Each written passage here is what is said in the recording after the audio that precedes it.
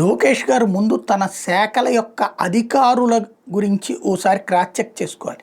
ఎందుకంటే ఆయనేమో దూకుడు, అదుగో పులి అంటే ఇదిగో తోక అని చూపెట్టగలిగినటువంటి స్ట్రాంగెస్ట్ పర్సన్, అద్భుతమైనటువంటి ప్రతిభావంతుడు. కానీ ఆయన శాఖలు ఇప్పుడు ఆయనకి తలనొప్పి సృష్టిస్తున్నటువంటి పరిస్థితి. ఇప్పుడు డిగ్రీ ఎగ్జామ్స్కి సంబంధించి అసలు ఇన్ని రోజుల పాటు పాలసీ లేకుండా పోవడం ఏంటి? ఇవాల్టి వరకు నిర్ణయాలు తీసుకోలేకపోవడం ఏంటి? ఇవాల్టికి అడ్మిషన్ల ప్రక్రియ స్టార్ట్ కాకపోవడం ఏంటి? ఈ విషయం మనం చెప్పట్లేదు. లెక్చరర్ల సంఘం, ప్రభుత్వ లెక్చరర్ల సంఘం క్వశ్చన్ చేస్తుంది. 2025-26 విద్యా సంవత్సరానికి సంబంధించిన ప్రవేశాల మీద గందరగోళం నెలకొంది.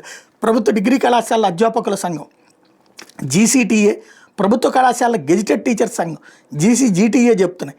ఇంటర్ సప్లిమెంటరీ ఫలితాలు వచ్చినా ఇంతవరకు ప్రవేశాలు ప్రారంభం కాలేదని ప్రకటన చెప్తున్నాయి.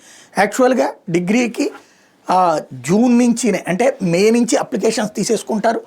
జూన్లోనే ఇవి కూడా ఇంటర్వ్యూస్ కూడా పూర్తి చేసేస్తారు.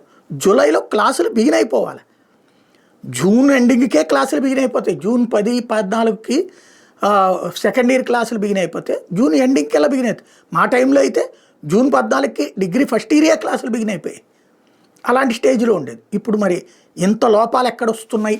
ఎవరు చేస్తున్నారు? అధికారులు అంత నిర్లక్ష్యంగా ఎట్లా ఉంటున్నారు? వాళ్ళ డ్యూటీ అదే కదా, వాళ్ళకి ఇంకో డ్యూటీనే లేదు కదా. ఇంకా లోకేష్ గారికి 100 డ్యూటీలు ఉంటాయి. మరి ఎందుకు చేయలేకపోతున్నారు వాళ్ళు?